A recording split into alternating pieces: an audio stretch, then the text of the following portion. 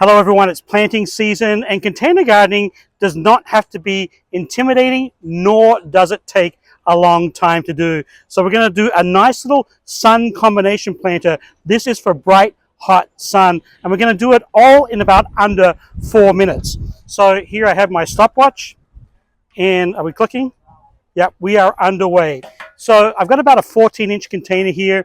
You could do a little bit smaller, of course, you could do bigger as well. So I'm going to start off with this Gerton's container potting soil because it has fertilizer and a water-saving gel already mixed in. So if you're new to container gardening, this is kind of plant, and then after that, all you have to do is water. I kind of call it almost like plant and forget, but of course you have to water. And it's really good quality potting soil too. So I'm going to fill that up almost to the top and set that aside. And of course, the better the potting soil, the better your plants will grow. It is literally that simple. That's why I use this one. Now I've got my sun combination already somewhat displayed on how I'm going to incorporate them into the container. So basic container garden design is something tall in the back, and then we've got some filler in the middle, and then some spillers that will trail over the edge. So let's get started. Now the first plant, the tall thing, is I never actually skimp on that because this will give your container garden some instant height, which is really, I think, actually quite important. So I never skimp on this. This is actually a Dracaena, and it's very durable, very hardy. The next, of course, is the fillers. I'm going to start with this Chili Lantana. And I love this because not only is it drought tolerant, but it also attracts hummingbirds as well. So if you want some hummingbirds in the garden, this is a nice easy one to incorporate.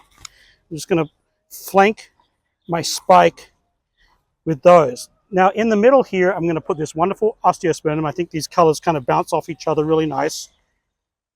And that's the fun part about container gardening.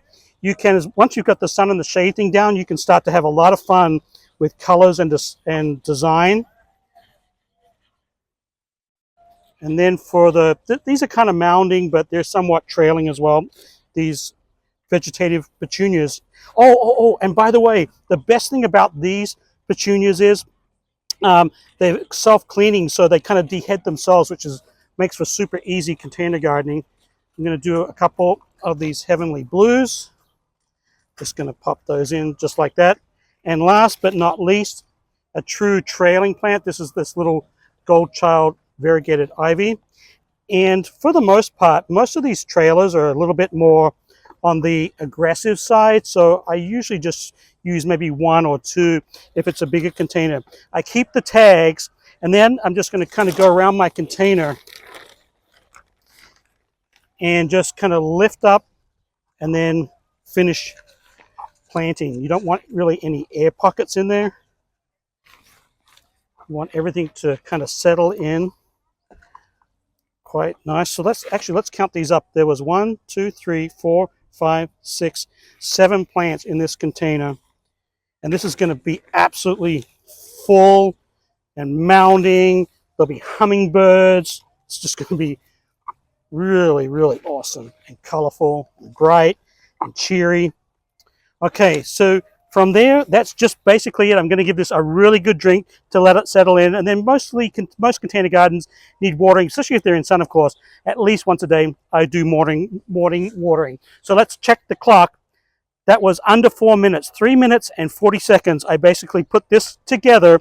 It was really fun. The only tool I used was a pair of scissors, gloves, of course, optional, but I'm a guy. I just plant in the dirt.